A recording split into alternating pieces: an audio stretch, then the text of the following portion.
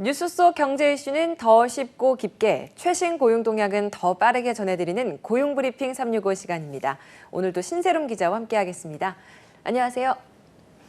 오늘은 어떤 이슈 가져오셨나요? 네, 전체 인구의 3분의 1을 차지하는 MZ세대 이야기를 해보려고 합니다. 네. 2030 청년 세대는 이미 한국 사회 주역으로 떠올랐는데요.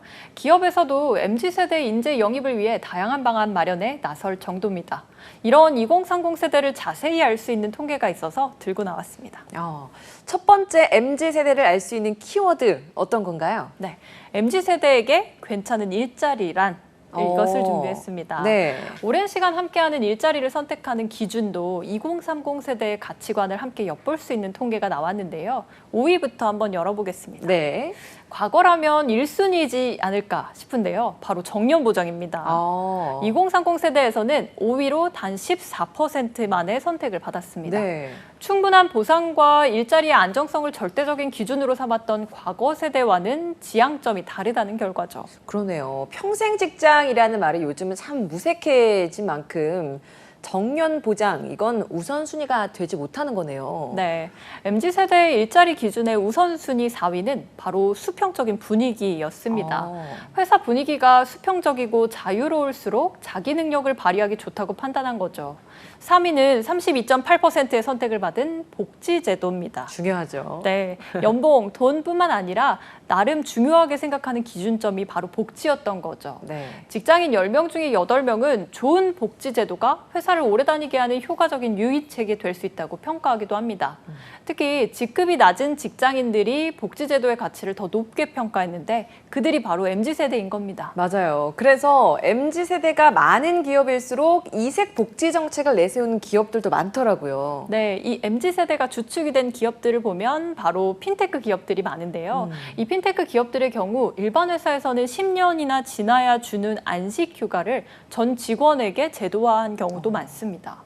이런 기본적인 쉼을 보장하는 것은 물론 복지 포인트 인상, 또 의료비 지원, 대출이자 지원, 또 미용실 지원, 다양한 복지를 내세우고 있습니다. 근데 이 모든 기준을 다 앞지르는 MZ세대들이 선호하는 1순위, 2순위, 이게 제일 궁금해지는데요. 네, 지금쯤 나와야 하는 말이 있죠. 워라밸. 그쵸. 바로 1위는 일과 삶의 균형, 바로 워라밸이었습니다. 2위는 공정한 보상이었죠. 네. MZ세대는 상대적으로 노동소득보다 투자를 통해 돈을 벌고자 하는 의지가 강하다 보니 워라밸을 굉장히 중시합니다. 이런 특성이 고스란히 나타난 거고 괜찮은 일자리 연봉 수준 항목을 보면 고소득이 오히려 지지가 낮았습니다. 받는 만큼 더 열심히 많이 일해야 한다라는 것 때문에 오히려 원치 않는 그런 건가요? 맞습니다. 덜 받고 덜 일해도 괜찮다. 이런 마음이겠죠. 괜찮은 일자리 연봉 수준에 대해서는 3천만 원대라는 응답이 50.9%로 가장 높았습니다. 이어서 4천만 원대, 5천만 원대 이렇게 순위가 낮아졌는데 물론 많이 받을수록 좋겠죠. 하지만 IT 업계가 근로자들이 고소득인 만큼 근무 시간도 길다고 생각해보면 워라밸이 가치의 1순위였던 MZ세대들에게는 당연한 결과로 보입니다. 네.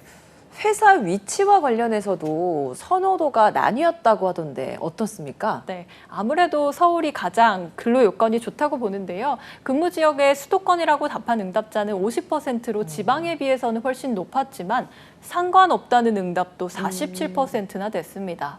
이 재택근무처럼 근무 형태가 다양화되면서 생긴 변화로 볼 수 있을 것 같습니다. 네. 이런 MZ세대만의 괜찮은 일자리 기준을 모아 보니까 회사의 규모나 이런 부분은 사실 크게 영향을 주지 못한다는 생각이 드네요.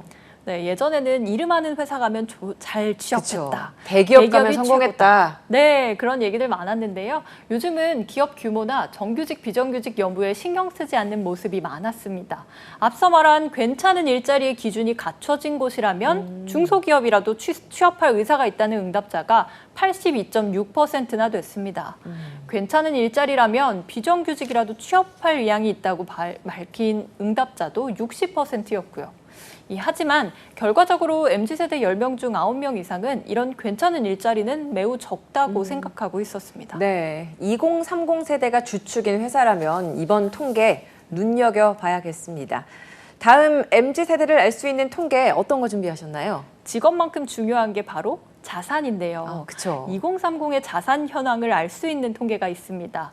먼저 평균 자산이 껑충 뛰었습니다. 지난해 3월 말 기준으로 2030 평균 자산은 3억 6천만 원 정도인데요. 1년 전보다 거의 4천만 원 가까이 증가했습니다.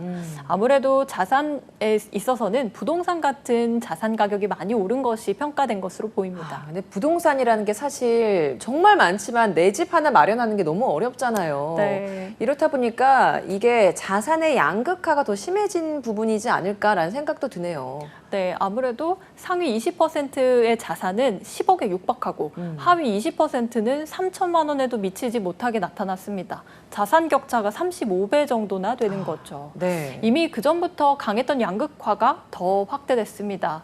상위와 하위 20%의 자산 증가율은 12%대로 비슷했는데 증가액으로 보면 완전히 다른 양상입니다.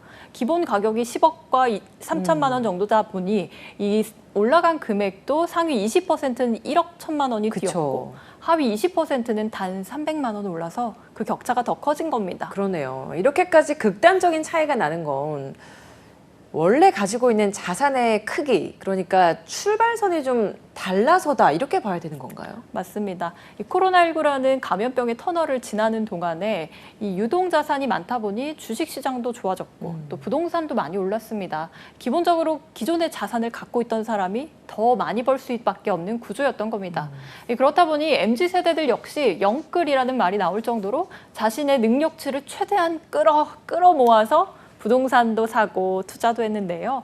그 결과 격차는 더 커진 걸로 보입니다. 네, 결국은 영혼까지 끌어모아서 투자를 한 사람들만 자산을 많이 불린 셈이네요. 네.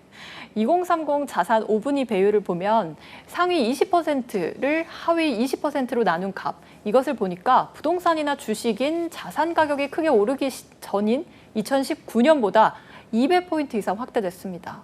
이미 2019년에 상위 20% 가구의 자산이 8억 원, 하위 20% 가구의 자산은 2,400만 원 정도였으니 33배 넘게 차이가 났던 겁니다. 와, 소득만 봤을 때는 사실 이렇게까지 차이가 크게 나지는 않았는데 네. 왜 이렇게 차이가 크게 나는 거죠? 소득으로만 따져보면요. 지난해를 기준으로 자산이 상위 20%였던 2030 가구는 하위 20%보다 3배 넘었습니다.